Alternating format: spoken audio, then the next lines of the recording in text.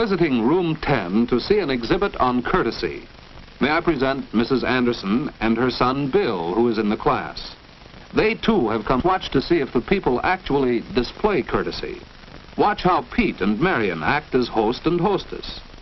They know that courtesy means showing respect, thinking of the other person, real friendliness. When Pete mentions the neat job Bill did on the exhibit, Bill is pleased. That's courtesy at work. You can see, too, that everyone in the class must have done a great deal of thinking about courtesy and much work to prepare these posters and the rest of the exhibit. Bill is especially proud of his part in the exhibit. The artwork on this large poster, ways to show that we are thinking of other people. We help to make our meetings with other people courteous by using such words as please. Whenever we ask for anything, it shows our friendliness and courtesy if we ask with please. On the other hand, thank you is a simple way to repay those who do things for you. Another expression we need all the time is excuse me. It lets other people know that you are thinking of them when you say excuse me. Still, another way to smooth your meetings with other people is may I. If you must interrupt, 2 words will show that you mean well. Simply, may I? Notice how pleasant and thoughtful Mrs. Anderson is as she expresses interest in Bill's ideas on the poster. Bill graciously shares the credit with his classmates. It was a joint project, he explains, during their study of courtesy.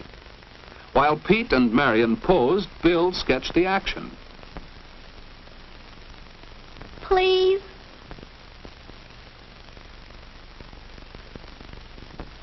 With that sketch finished, ready for final artwork, Pete got ready to play the guest for the next pose. Marion was the hostess, offering him a cookie. Thank you. Pete showed that he appreciated her kindness.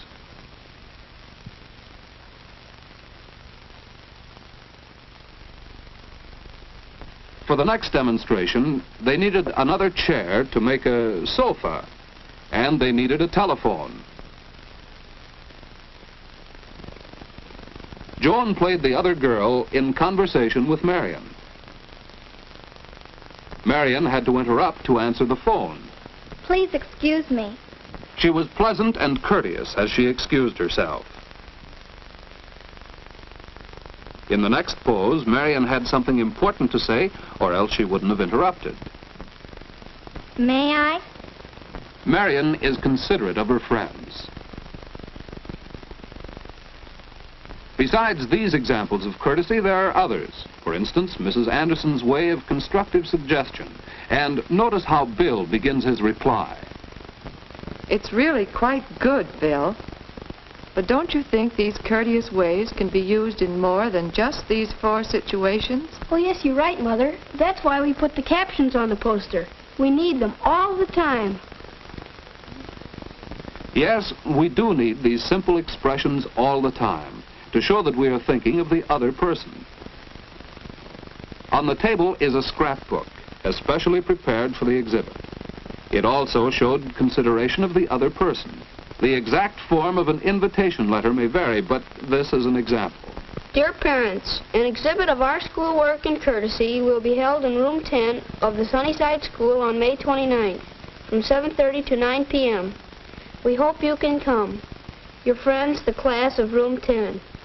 Notice the details about place, date, and time, as well as a few words of cordial invitation. This type of invitation needs no acceptance, but the class prepared an example of one for their scrapbook. Dear friends, we thank you very much for the invitation to your exhibit in room 10 of the Sunnyside School on May 29 from 7:30 to 9 p.m. We shall be pleased to see your work on courtesy. Sincerely yours, your parents.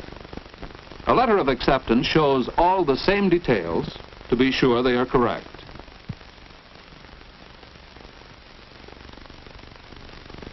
There is also a sample letter of regret stating why the person could not accept.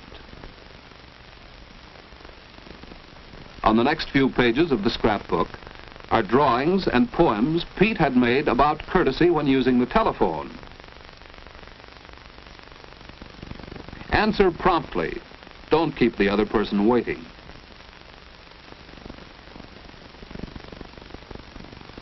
Friendliness is one of the main parts of courtesy.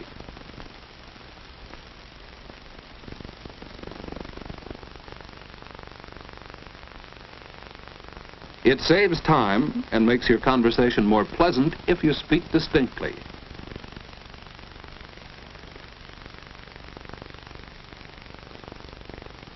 It's courteous to be brief. Someone else may want to use the telephone. So much for the scrapbook. Over here is a poster that another student made. Be a good listener. It pleases the speaker to know you are really interested in him. And then, too, you can learn much by listening carefully. Mrs. Anderson is being a good listener now, isn't she? And then there's the matter of introductions. How will Bill introduce his mother and his teacher? Mother, may I present Miss Barton, our teacher? See how Bill shows respect to his mother by mentioning her first. Because she is the older woman, he presents Miss Barton to her. And he helps their conversation get started by explaining who Miss Barton is. It's so nice to meet you, Mrs. Anderson. Bill has told me how much he enjoys your class. He's learned so much about courtesy. How did you teach him to make such a polite introduction? Perhaps Bill should explain that, Mrs. Anderson. Well, in our practice in class, we learned that introducing people was just a matter of showing respect. Marion, I'd like to introduce my friend Pete. Bill mentioned the girl's name first and showed respect by presenting the boy to her. You can mention either name first with two boys of the same age. Bill, this is Pete. Pete Dalton, Bill Anderson. How do you do, Bill? Hello, Pete. So the poster that grew out of this practice is included in the exhibit.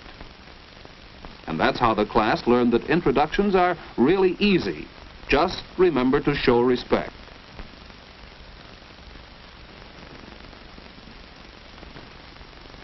Besides showing respect, your introductions can help the conversation to begin.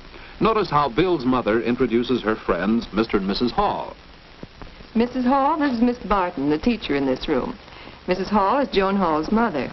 Miss Barton, as hostess, offers her hand. Next, Mr. Hall is presented to Miss Barton. And finally, Bill is presented to Mr. and Mrs. Hall. Remember the order? There's a technique to shaking hands. No one likes to have his hand crushed by a bear, nor to clasp one like this, sometimes referred to as dead fish.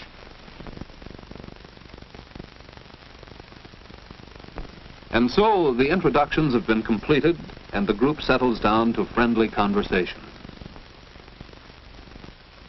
Well, it's time to go now. What have you seen here? That is, what have you seen besides the posters and scrapbooks of the exhibit?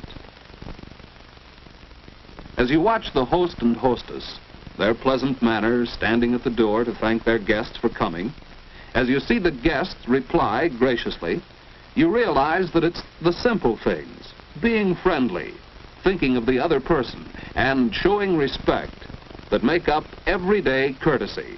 Real living courtesy has made the evening a pleasure and a success.